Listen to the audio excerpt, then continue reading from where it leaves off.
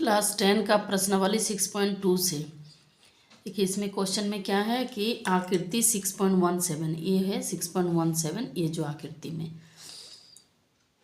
First और second, ये first है और ये सेकंड है। इसमें DE समांतर BC है, ये DE BC के समांतर है इसमें भी और इसमें भी, दोनों में। इसमें भी DE समांतर BC है। तो 1 में क्या निकालना है हम लोग का, EC निकालना है और सेकंड में AD। 1 में EC निकालेंगे और सेकंड में AD। ये दोनों क्या है, समांतर है। तो हम लोग थेल्स प्रमेय से जाएंगे। इसके पहले हम लोग थेल्स प्रमेय वाला थ्योरम किए थे, तो अभी ये थेल्स प्रमेय का नियम को लागू करके ही इसको निकालेंगे। देखिए यहाँ पे हम लोग पिक्चर बना लिए। तो जो दिया है DE समांतर BC और हम लोगों को EC निकालना है, EC equal to question mark.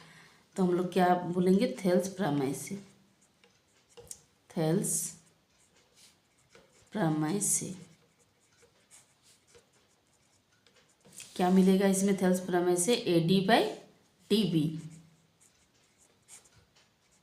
क्योंकि थेल्स प्रमेय क्या कहता है कि जब भुजा समांतर हो तो ये अनुपात में हो जाता है।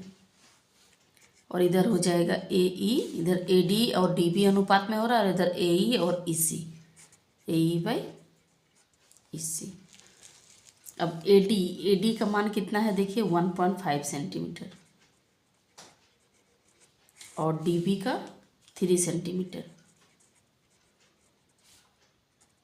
और इधर AE का 1 सेंटीमीटर और EC हम लोगों को निकालना है, उसका दिया नहीं है, इसलिए EC के जगह पे EC।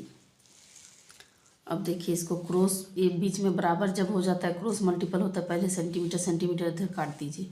यहाँ पे 1.5 और EC को गुना करेंगे, 1.5 इंटू EC बराबर बीच में है, और ये 3 हो जाएगा 1 के साथ, 3 इंटू 1 सेंटीमीटर। तो EC का निकालना हम लोगों को, EC को क्या करेंगे, अलग कर देंगे, और ये जो गुणाम है इधर भाग हो जाएगा, 3 1 के 3 हो जाएगा सेंटीमीटर, और ये 1.5 को नीचे दे देंगे, भाग हो जाएगा। ये 1.5 है, पॉइंट हटाने से यहाँ 0 हो जाएगा, यानी 30/15 सेंटीमीटर।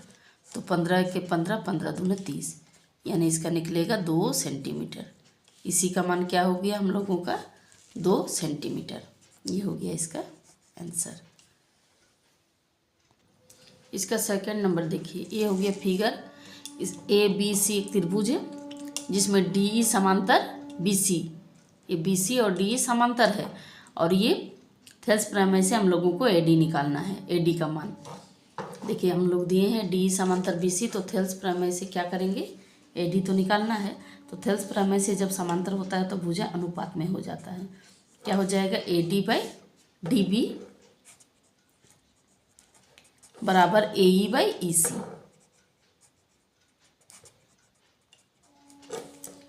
तो AD का मान नहीं दिया है, हम लोगों को निकालना है, तो AD की जगह पे AD ही लिखेंगे। DB का कितना दिया है, 7.2 सेंटीमीटर, और AE का दिया है 1.8 सेंटीमीटर, एंड EC का दिया है 5.4 सेंटीमीटर। Centimetre cut. अब देखिए इसका सॉल्यूशन करते हैं हम लोग। ये क्रॉस मल्टीपल हो जाएगा, AD इंटू 5.4 और 7.2 इंटू 8.1 इंटू 7.2 सेंटीमीटर। हम लोग को AD को अलग करना है। AD इक्वल टू कितना हो जाएगा, 1.8 इंटू 7.2 सेंटीमीटर बाय ये 5.4 जो है इसको डिवाइड कर देंगे। अब देखिए ये पॉइंट और इसमें से एक पॉइंट को हटा दीजिए।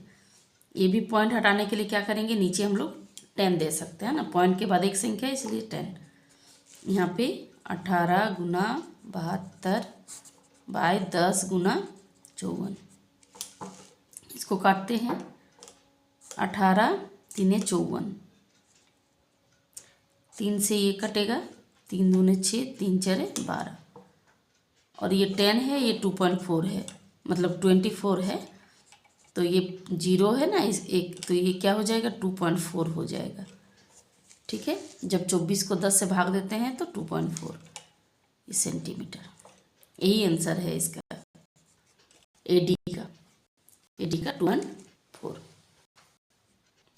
इसका अगला क्वेश्चन देखें 2 नंबर में, किसी त्रिभुज पी क्यू आर की भुजाओं पी क्यू और पी आर पर, कोई त्रिभुज है, हम लोगों को खुद बनाना होगा, उसमें भुजाओं पी क्यू और पी आर पर क्रमशः बिंदु ई और एफ स्थित है। तो निम्नलिखित में से प्रत्येक स्थिति के लिए बताइए कि क्या ई एफ समांतर क्यू आर है। इसमें भी थेल्स प्रमेय का विलोम का हम लोग यूज करेंगे। इसमें क्या है, ये भुजा का मान दिया गया है, इसको हम लोग देख के बताएंगे कि ई एफ और क्यू आर समांतर है या नहीं। ठीक है, इसका सॉल्यूशन देखिए जैसे लिखा हुआ है क्वेश्चन में, वैसे पी क्यू आर एक त्रिभुज है। ठीक है, और ई तथा एफ बिंदु भुजाओं, ई बिंदु भुजा पी क्यू पर और एफ बिंदु भुजा पी आर पर स्थित है। तो हम लोगों को निकालना है कि ई एफ समांतर क्यू आर है या नहीं। ठीक है, तो ये जो वैल्यू दिया गया है, पी का वैल्यू 3.9 सेंटीमीटर, ई क्यू का 3 सेंटीमीटर, ये वाला ई क्यू, पी एफ का सबका वैल्यू दिया गया है। अब इसके हिसाब से देखिए हम लोग क्या करते हैं, यहाँ पे थेल्स प्रमेय का बाद में यूज करेंगे। पहले इसका देखते हैं कि पी ई बटा ई क्यू है या नहीं। 3.9 सेंटीमीटर हो गया और ये 3 सेंटीमीटर, सेंटीमीटर कट गया। ये 3 से देखिए 3 1 जा 3, 3 1 के 3, 3 3 के 9, यानी 1.3 आया इसमें। अब ये दूसरा वाला में भी देखेंगे, P F by F R करके, P F by F R, P F का वैल्यू कितना है 3.6 सेंटीमीटर और एफ आर का है 2.4 सेंटीमीटर। सेंटीमीटर कट, पॉइंट भी कट कर दीजिए, यानी 36/24। ये कितना से जाएगा, 4 से, 4 9 में 36, 4 4 6 24, फिर 3 से, 3 दूने 6, 3 3 के 9, 3/2, 2 को इससे भाग देंगे तो 1.5 निकलेगा। ठीक है, 2 को भाग देने से 1.5, लेकिन ऊपर वाला कितना आया 1.3, ये 1 पॉइंट जो कि बराबर नहीं है। यहाँ पे लिखेंगे P E by E Q बराबर नहीं है P F by F are के। इसीलिए क्या है, ई एफ समांतर क्यू आर नहीं है, क्योंकि बताना है समांतर है या नहीं। तो यही हम लोगों का बराबर नहीं हुआ तो समांतर कैसे हो सकता है। इसी का दूसरा क्वेश्चन देखिए, ये सब का वैल्यू दिया गया है, पी क्यू ई 4.5, ये सब पी एफ और आर एफ सब का वैल्यू दिया है और मेथड वही यूज करना है, पिक्चर वही है, मतलब इसी त्रिभुज से। ठीक है, इसी त्रिभुज से हम लोग इसको पहले क्या करेंगे, अनुपात में लिखेंगे, पी ई बाई क्यू ई दिया है, ई क्यू के जगह क्यू ई दिया है, तो एक ही बात हो गया। ठीक है, पी बाई क्यू ई पहले निकाल लेते हैं। तो देखिए पी बाई क्यू ई, तो पी का वैल्यू कितना है 4 सेंटीमीटर और क्यू ई का 4.5 सेंटीमीटर, ये दोनों कट गया, यानी 4/4.5। अगर इसको हम लोग पॉइंट हटा देते हैं तो यहाँ कितना हो जाएगा 0, यानी 40/45। ये 5 से जाएगा, 5 8 40, 5 9 में 45, यानी 8/9 सेंटीमीटर तो कट गया।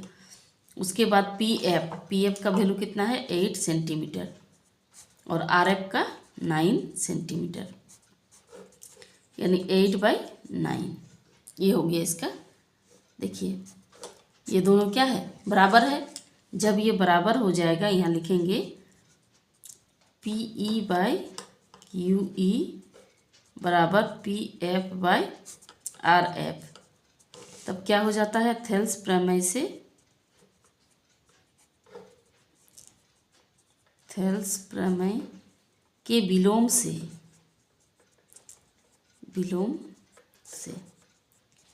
क्योंकि जब भुजा समांतर होती है तो उसका विलोम यूज होता है, और भुजा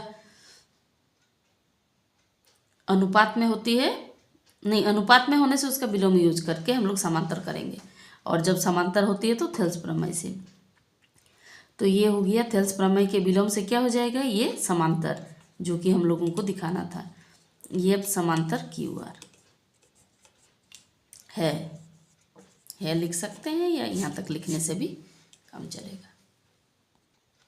नेक्स्ट है इसका 3 नंबर। फिगर वही रहेगा, ठीक है। पी क्यू आर त्रिभुज जिसमें ये और एफ है और ये समांतर है या नहीं ये हम दिखाना है। तो पी क्यू का वैल्यू कितना है 1.28।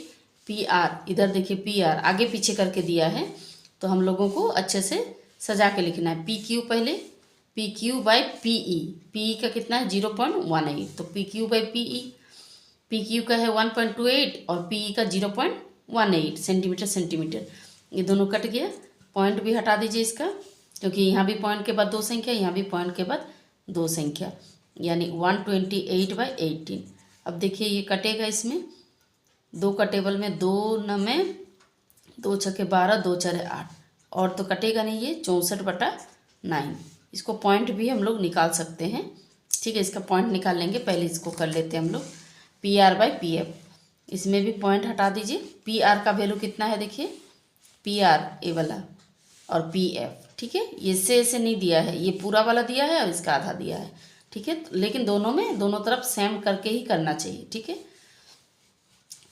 सेंटीमीटर सेंटीमीटर कट गया, 256 आ गया इसमें, और इसमें 36।